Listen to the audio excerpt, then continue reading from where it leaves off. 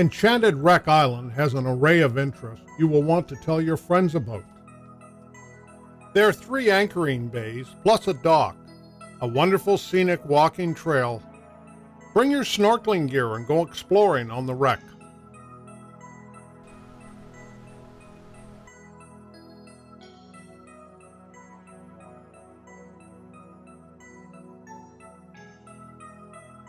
Wreck Island is located on Georgian Bay, slightly north of 12 Mile Bay and south of Parry Sound.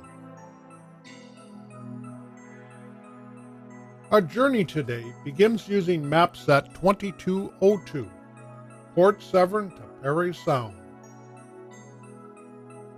Get out sheet 3 of 5, 12 Mile Bay to Rose Island. Wreck Island is located on Georgian Bay, north of 12 Mile Bay at the 38-mile marker past buoy C-175.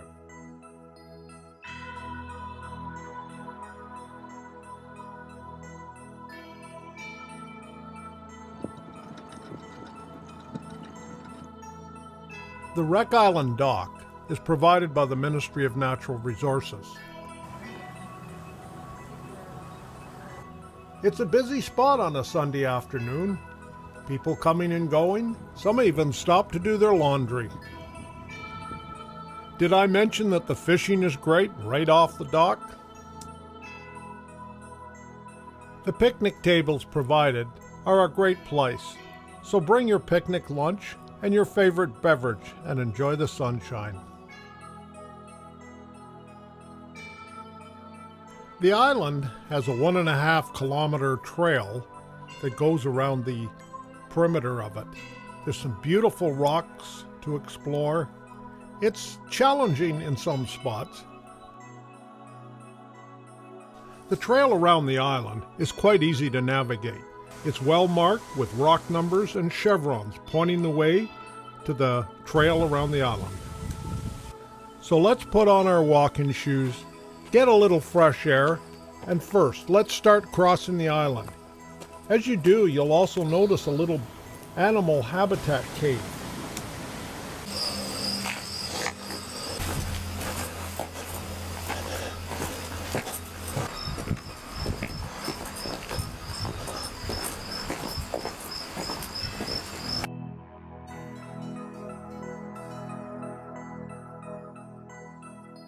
The Wreck Island Trail takes about 45 minutes to walk around. There are rock numbers, and between each rock number is blue chevrons that point your way along this beautiful wonderment of nature's geological formations. At the map kiosks, sometimes you will find a Wreck Island Trail map. Each number on the map marks a unique location that is explained in detail on the guide. Rock marker 3 is percussion boulders. If you look closely, you'll see they're black, and they've come from quite a distance, and they're different than the surrounding bedrock.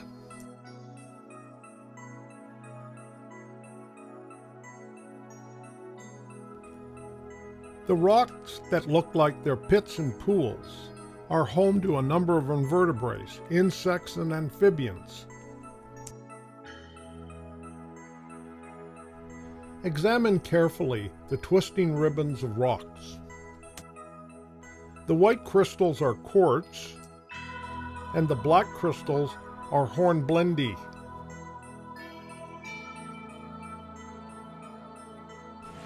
Stop 6 has been named Echo Rock, which is a tabular block of bedrock.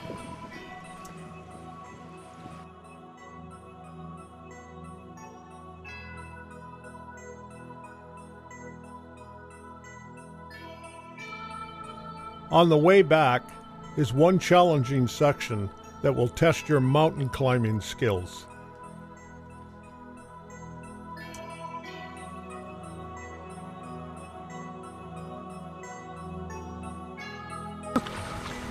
The scenic little bay is my favorite, with crystal clear waters.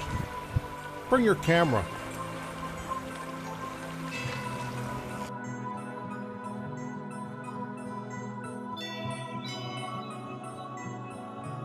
So let's take a look at Wreck Island in more detail. There are 3 anchoring bays, plus a dock. Bring your snorkeling gear and go exploring on the wreck.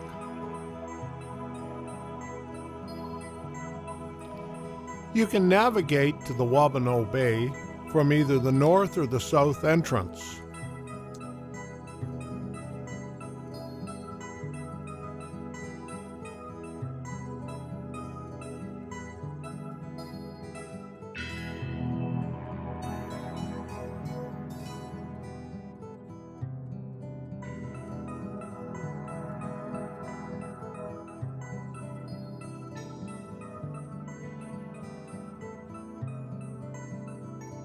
At the north end, there's a rock shelf that's damaged a few propellers in its days.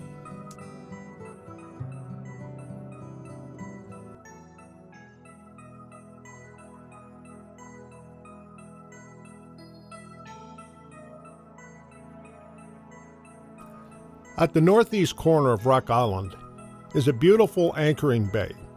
It has a government campsite on it that you can rent. It's one of the most romantic little spots if you want to camp out and enjoy nature.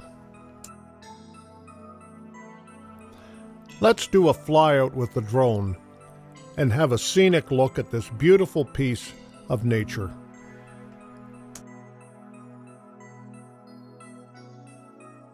Lover's Bay is a tricky place to get to. I would also suggest not anchoring in it, as the bottom is rather muddy and the anchor won't hold.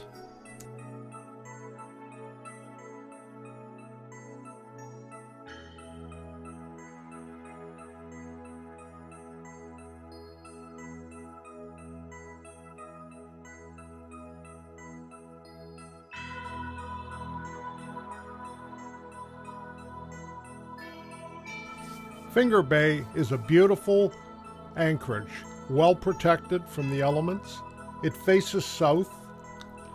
Generally, in the center, it's anywhere from 8 to 10 feet deep. The anchors hold very well in there. At the end is a sandy beach when the water level's down, along with the west side of it too.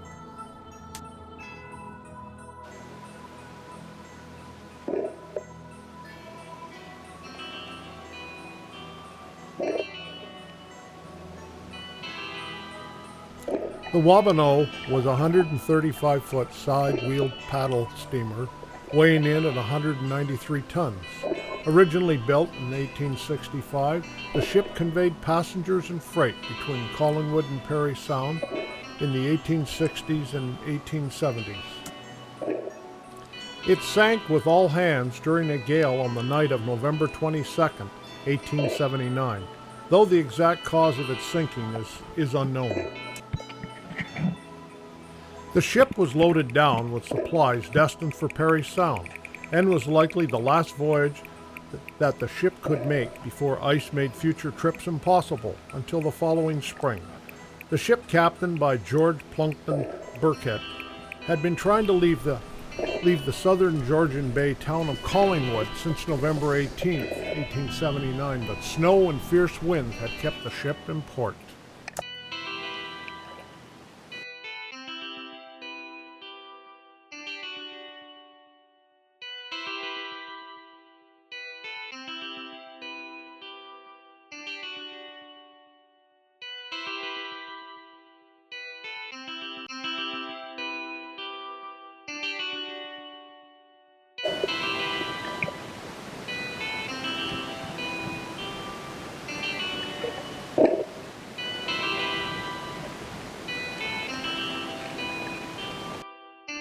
The Waterfront Park in Collingwood is the site believed to be the dock's location in 1879. On display is the Wabano's anchor, which was found in 1959, along with a historic plaque outlining the story. This park is dedicated to the brave souls who perished on the last voyage of the Wabano, November 22nd, 1879. May their souls rest in peace.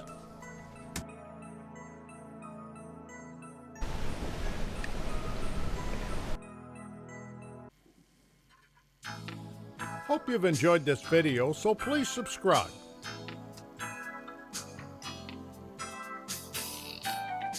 If you have any comments about this video or would like to suggest topics for future videos, drop us a line at www.fiberglass.com.